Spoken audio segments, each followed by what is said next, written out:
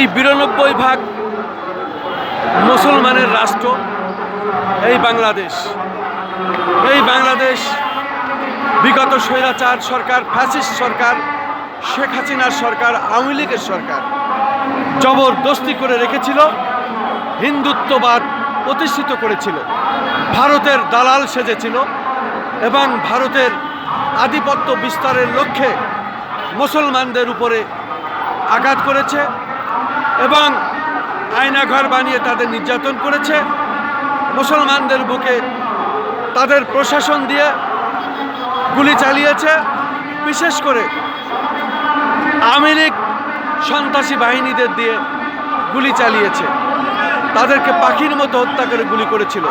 তারপরে এদেশ থেকে ছাত্র জনতার আন্দোলনের মুখে ফ্যাসিস্ট সরকার, শেখ হাসিনার সরকার এবং এই ডাইনি শেখ হাসিনা, খুনি শেখ হাসিনা পালিয়ে যেতে বাধ্য হয়।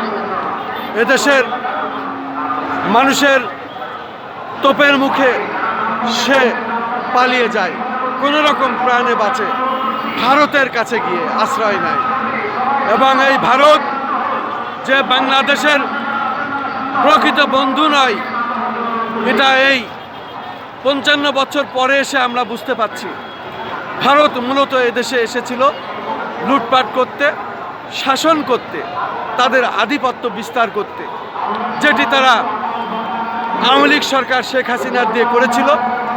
এবং সেটাই আজকে এই বাংলাদেশের ধর্মপ্রাণ মুসলমান প্রমাণ করল, আসলে এটা মুসলমানের দেশ। আমরা চাই এই দেশের মুসলিমদের কথা শুনুন।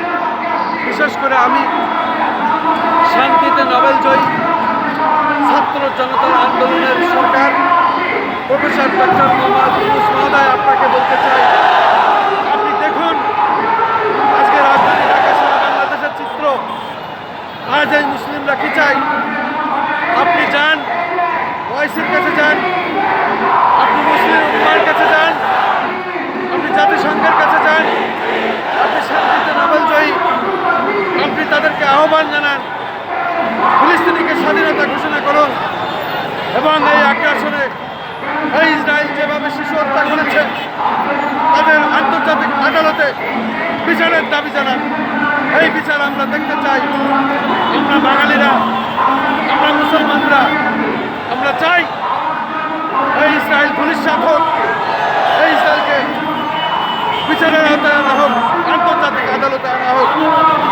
এই প্রত্যাশায় আমি খন্দকার মাসুদুজ্জামান ধারাবাহিকভাবে যেটা আমরা এই যাবৎকাল করে আসছি, তার ধারাবাহিকতায় আজও আমি দাবি জানিয়ে আসছি, দাবি করলাম।